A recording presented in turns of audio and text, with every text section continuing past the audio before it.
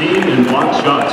Earlier this season, Stretch scored a career-high 19 points in front of many of his family and friends as NKU defeated Navy at Annapolis, Maryland. He also made a trio of three-pointers in that victory at Navy, which is just a few miles from his hometown.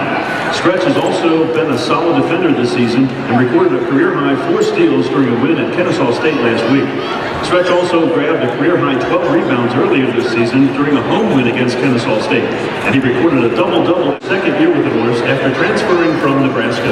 He scored his 1,000th collegiate career point on Thursday night during a win over North Florida and is one of the top three-point shooters in the Atlantic Sun Conference. Earlier this season, Shante scored a career-high 26 points against Mercer and followed that performance with back-to-back 25-point games against Kennesaw State and East Tennessee State. He was rewarded by being named the A-Sun Player of the Week, the first such honor in Norse basketball history. Shante made a career-high 7 three-pointers in that win at East Tennessee State. Shante has also made last-second shots to give NKU wins over West Virginia, Missouri St. Louis, and East Tennessee State during his career. He leads NKU in scoring and three-pointers entering tonight's game. He's been a tremendous leader and standout defensive player in the NKU backcourt. He's also made a major impact during NKU's first season as a Division I program.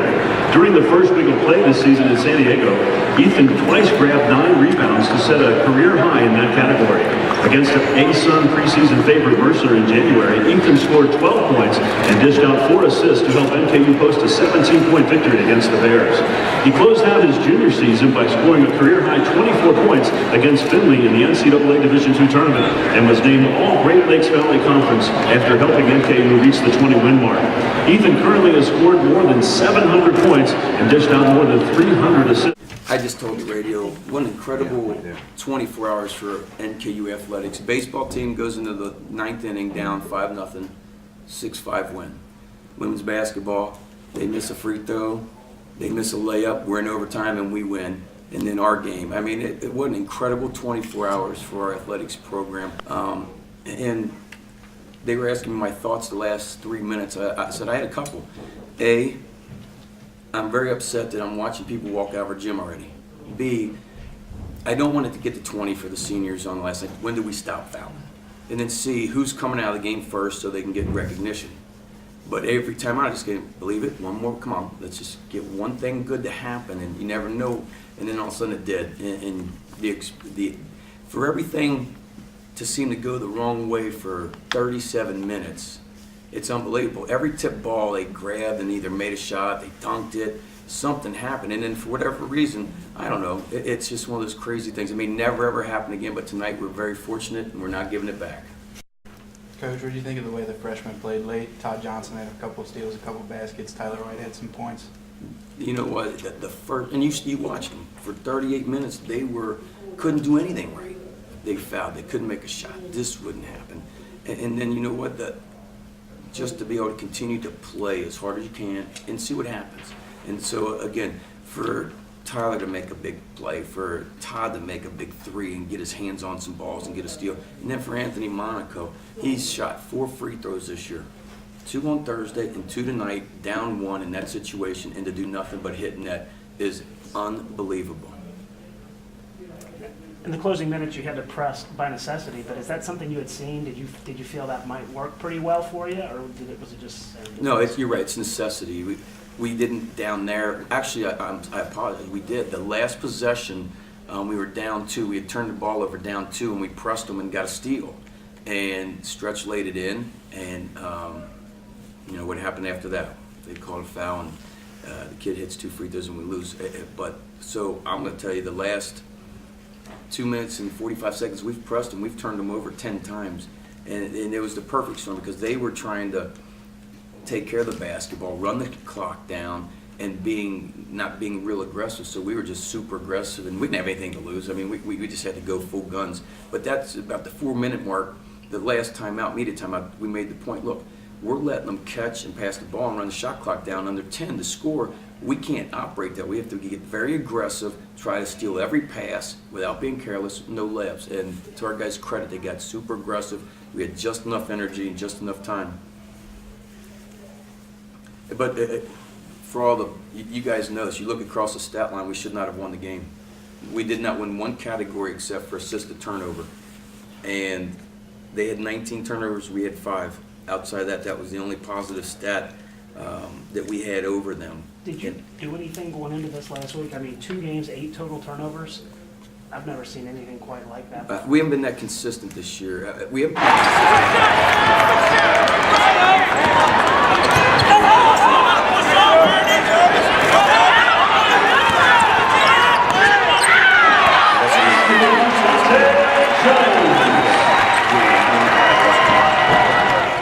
You commented on the energy of the game within those last 3 minutes.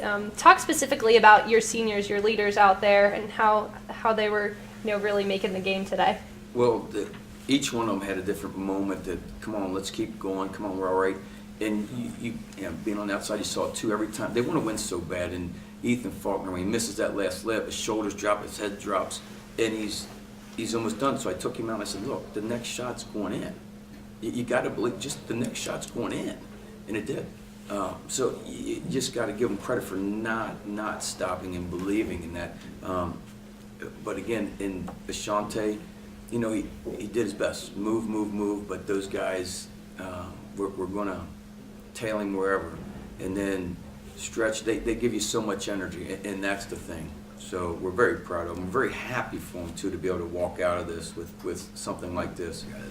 So just talking about the overall season and those seniors, tell us about those 3.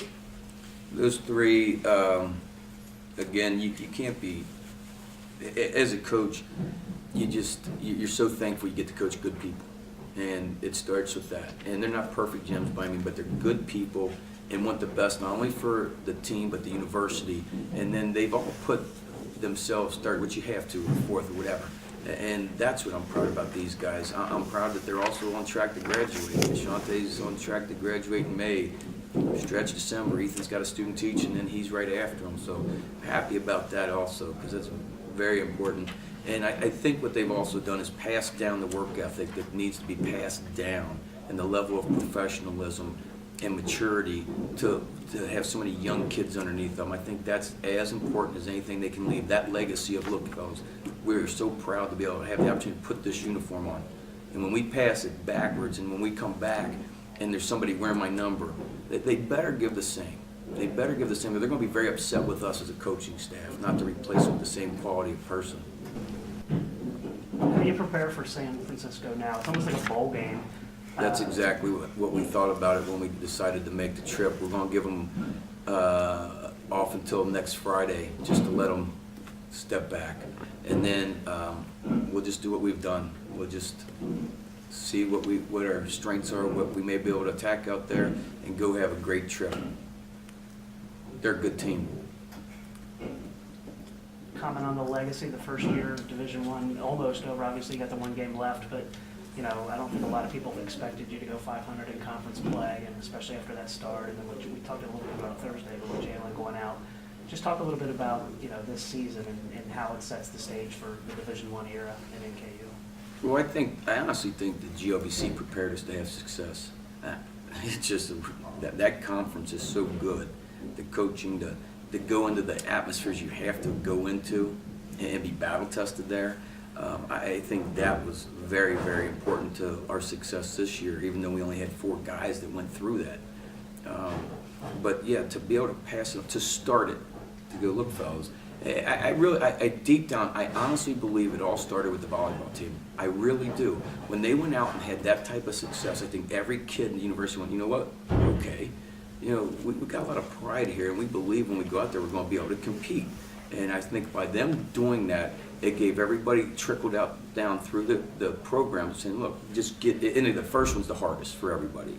And after that, to be able to go, we're going to be okay. So I think it started there, but to do our part is very nice also.